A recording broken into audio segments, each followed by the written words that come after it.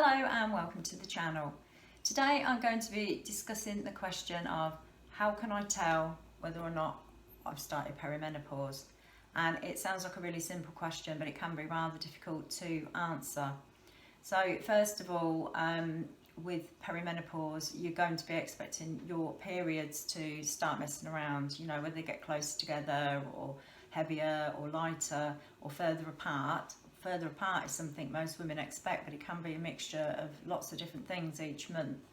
So you'd think, okay, so I'm going to know I'm in perimenopause because my periods are going to be disrupted. My monthly cycle is going to change. But unfortunately, that doesn't always happen at the beginning of perimenopause. In fact, most of the time it doesn't, and it can take years for it to actually do that.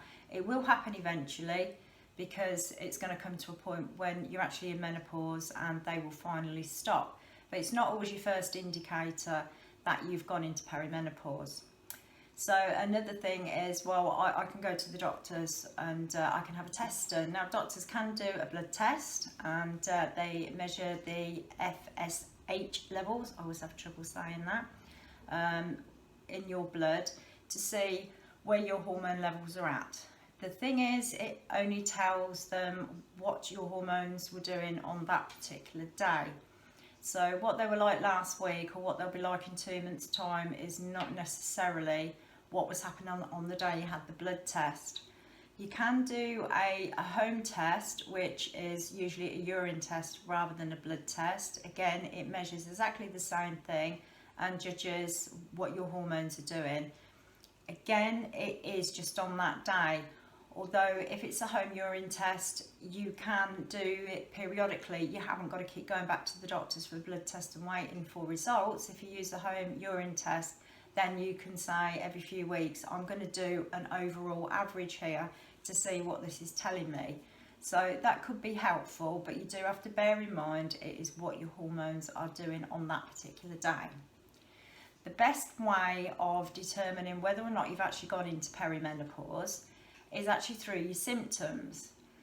Now, women get symptoms each month. Not all women have PMS. Most women will probably have a little, and some women unfortunately suffer quite badly with it.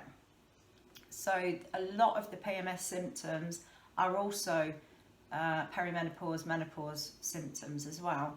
So not sleeping so well and finding an increase in appetite and your mood's dropped and you're irritable and you really feel out of sorts. That is part of PMS and it's also part of perimenopause symptoms. Now there's over 30 symptoms, around 34 recognised menopause symptoms. So if you find that your PMS symptoms that maybe you've always had for years are increasing, you're getting new ones added onto them, they're a lot stronger than they were, and not only are they at the time where you would normally expect them, the run up to your period, but you feel like you've got permanent PMS, which is really unpleasant, then that is a really good indication that your hormones are not just moving around because of your monthly cycle, but there could be some other stuff going on there as well, which could well be perimenopause. If you're unsure, always go to your doctor, because a lot of symptoms, the same with any kind of illness, a lot of the symptoms can be a symptom of something else. So if you think, I really don't think I can be in perimenopause at the minute, but I really do not feel well, this isn't right, then please check with your doctor just to rule out any of the health causes. So going by your symptoms is actually the main thing, but you need to add to that, you need to look at your age as well. If you're at an age, even if it was going to be quite an early perimenopause start or even quite a late perimenopause start, if you look at your age, if you think, yeah, well, I am kind of inside this age bracket for this kind of thing to be starting, then that is another pointer.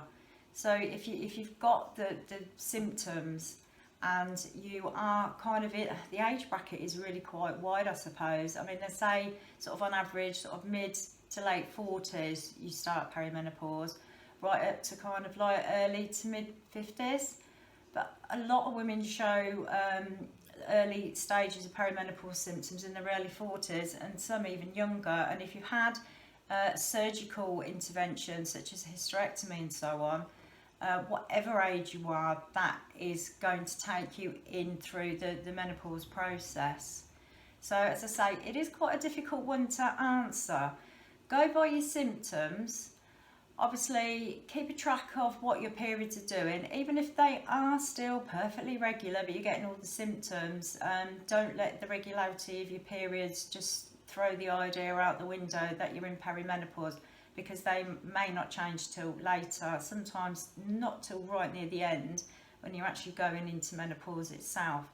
So symptoms is the main thing. How you feel is the main thing. Look at what your periods are doing and how you feel both physically and mentally, and also at your age, and see what feels right for you. If it doesn't feel right, as I say, go and speak to your doctor, although do be aware that both blood tests and urine tests are only going to show you what your hormones were doing on that day. So I'm sorry I can't give you like a definitive answer. It's not cut and dried like a lot of things in life, but I hope that it's been helpful, something for you to mull over, something for you to consider. I am putting on quite a few other videos in this series about different aspects of going through the menopause, and also other things that happen in our lives at this stage of our life that you might find helpful. So if you'd like to be notified, there's a little notification bell below the video. There's also a subscribe button if you'd like to click that and subscribe. Thank you for listening to me, and I will see you soon.